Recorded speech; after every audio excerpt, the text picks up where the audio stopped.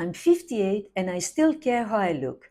Apparently, this is controversial. And apparently, at a certain age, women are supposed to wake up one morning, cancel all lipstick, surrender their eyebrows, buy something beige, and start saying things like, "Oh, I don't care anymore." Well, I care. Sue me. And before anyone gets nervous, no, I'm not trying to look 25.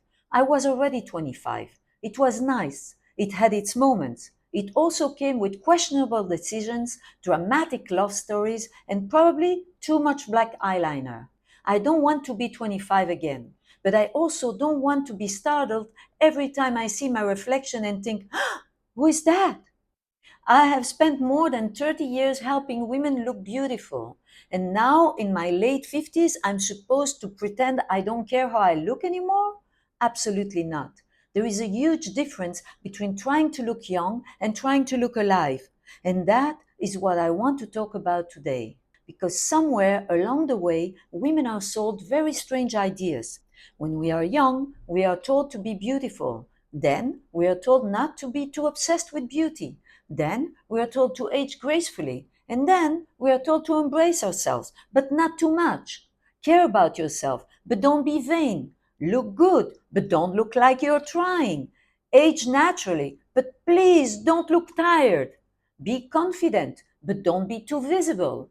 Love yourself, but also buy this serum, this cream, this supplement, this shapewear, this collagen, and possibly some in office treatment with a device that looks like it belongs in a medieval torture chamber. Honestly, it's exhausting. And after 50, it gets even more ridiculous. Because suddenly, if you still care about how you look, people act like you didn't receive the memo. You know, the memo that says, "Dear Madam, your time as a visible woman has now officially expired. Please report immediately to the Department of Sensible Shoes, Neutral Colors, and Emotional Discretion. Thank you for your service." No, I'm not reporting anywhere. I still care how I look. I care not because I'm shallow or desperate, and not because I'm trying to compete with younger women. Please, younger women have their own problems. Let them enjoy their collagen while they still can. I care because how I look affects how I feel, and how I feel affects how I move through the world, and how I move through the world affects what I dare to do next. That is the part people pretend not to understand. They say it's just makeup, just hair, just clothes, just skincare. No, darling. Sometimes it is the first sign that a woman is coming back to herself. I've spent more than 30 years in beauty. I've worked in makeup for television, film, concerts, fashion, private clients, women on camera, women under pressure, women in moments where they needed to look composed even when inside they were falling apart. And I've also worked as a clinical training manager for medical aesthetic devices. So, yes, I know many of the tricks, the good, the bad, and the ridiculous. And I can tell you something with absolute certainty. When a woman feels that she looks better, something changes. Her posture, her eyes, even her voice changes. She enters the room differently. She answers differently, and she remembers herself. That is not just vanity. It is energy. It is identity coming back. Now, of course, there is a version of beauty that is toxic. I know that. The version that tells us we are never enough, never smooth enough, never thin enough, never young enough, never fresh enough, never glowy enough. That word, by the way, glow. Everything is glow now. Glow serum, glow cream, glow drops, glow from within. At this point, I'm surprised nobody is selling glow for your elbows. But here's the thing. Because I've worked in beauty for so long, and because I know a little bit about formulas and ingredients, I don't look at a product and just think, oh, the packaging is pretty. Let me sell my kidney. I want to know what it actually does. Vitamin C, for example, can help with brightness and glow if it is well formulated. Vitamin B5 is often used for comfort and repair. But a cream is not a personality transplant. A serum will not fix your marriage, your bank account, your menopause, and your unresolved childhood trauma. Unfortunately, because if it did, I would buy it by the liter. Skincare can help, makeup can help, hair can help, clothes can help. But the real question is not how do I erase my age?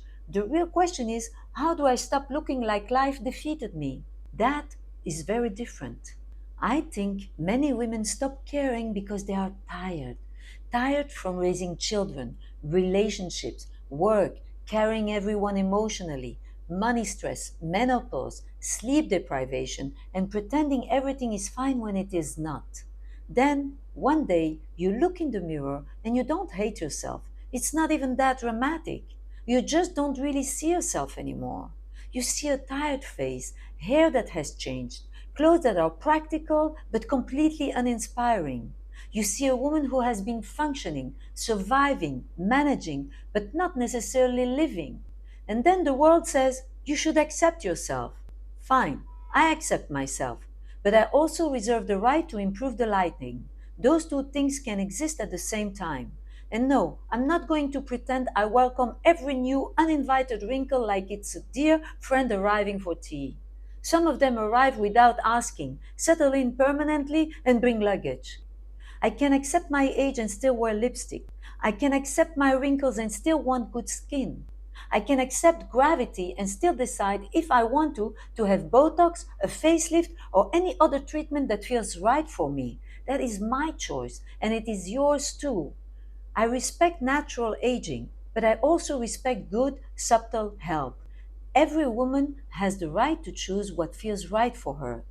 I can be spiritual and still want my eyebrows in the correct location. It's not a contradiction. It's being a woman with a pulse. And I think we need to stop acting like caring about how we look is automatically weakness. I think caring can actually be resistance. Resistance against disappearing. Resistance against becoming beige before your time. Against the idea that after 50 your only job is to be grateful, quiet, and practical. No. I am grateful. I am also not done. Those are not opposites. And this is not only about beauty, it is about visibility. Because when a woman stops seeing herself visually, she often stops seeing her possibilities. She stopped asking, what could I still do? Where could I still go? What do I still have? What am I good at? I've seen this with women around me.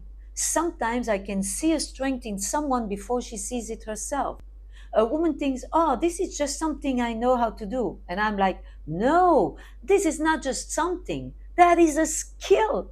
That is an asset. It could become a service. It could give you money, freedom, confidence, identity. Sometimes we are sitting on our own treasure and calling it nothing special. And I think this is one of the tragedies, especially for women after a certain age. We have experience, taste, emotional intelligence, resilience, practical skills, creativity, intuition, knowledge, stories, networks, and survival skills that should probably be illegal. And yet, many women will say, I don't know what I have to offer. Excuse me? You have survived several versions of yourself. You have managed homes, careers, children, partners, crises, bills, heartbreaks, bodies changing, hormones doing whatever circus they are doing, and you're still here. You have something to offer. The problem is not that you have nothing. The problem is that you got used to not seeing it. And that is why image matters to me. Not in the superficial sense, in the symbolic sense. The outside is not everything, but it is not nothing. When you update your image, your brain receives the message, oh, we are still participating. We are still in the game. And that can start with something very small, not a full transformation or a dramatic makeover. It can start with one thing. Maybe it's your eyebrows. Maybe it's a haircut that actually belongs to the woman you are now and not the woman you were in 2007. Maybe it's stopping wearing colors that make you look like you have a vitamin deficiency. Maybe it's improving your posture, starting a weight training program. And maybe it's finally admitting that the clothes in your closets are not clothes. They are emotional evidence. We keep things because of who we were, who we hope to be, who we were trying to impress, who we no longer are. And then we say, I have nothing to wear. Of course, you have nothing to wear. Your closet is having an identity crisis. So, yes, I care how I look. Because for me, it is connected to something much deeper. It is connected to self respect, energy, courage, and the next chapter.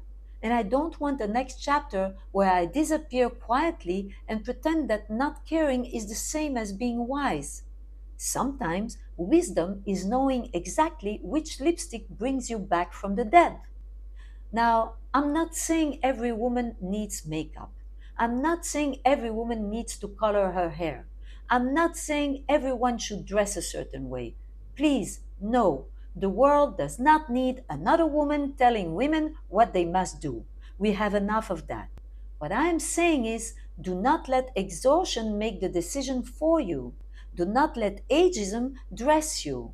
Do not let a bad relationship, a difficult transition, a financial setback, a menopause hurricane, or years of being useful to everyone else convince you that being visible is no longer available to you. It is. Maybe differently, probably more intelligently, maybe with less tolerance for nonsense, maybe with more comfortable shoes. Oh, yes, please, don't force me to walk around the city in high heels anymore. I did that for too many years. And if caring how I look makes me vain, fine, I'll take it. But I don't think it is vanity. I think vanity is when the outside is empty. What I'm talking about is when the outside helps you remember the inside. Very different. One is performance, the other is coming back to yourself. So here's my small invitation. This week, ask yourself what would make me look and feel more alive. Just one thing. Maybe drink water, boring but effective. Maybe put on mascara or wear earrings. Maybe move your body, that's a big one. Maybe stop wearing the sad bra, you know the one. Or take a walk like a woman who still has somewhere to go. Maybe write down the three strengths you have that you've been dismissing as normal. Because sometimes the thing you dismiss as normal is exactly the thing another person would pay for, learn from, or be inspired by. Maybe your next chapter does not start with a huge plan. Maybe it starts with looking in the mirror and saying, wait, I'm still here and I'm not done. That is what this channel is about. I'm Tal, and this is the Badass Shift. Starting over, rebuilding, moving forward, but not in a depressing beige motivational poster way. We're going to talk about beauty, aging, image, energy, health, reinvention, all the ridiculous things women are expected to accept quietly after 50. And we are going to do this with depth, but also with humor. Because if we cannot laugh, honestly, what are we doing? So, yes, I'm 58, I still care how I look, I still care how I feel, I still care about beauty, strength, money, freedom, purpose, and not becoming a decorative plant in the corner of my own life. Sue me. So, I have a question for you. Do you still care how you look? And if you do you ever feel like you have to justify it? I would really love to know where you are with this.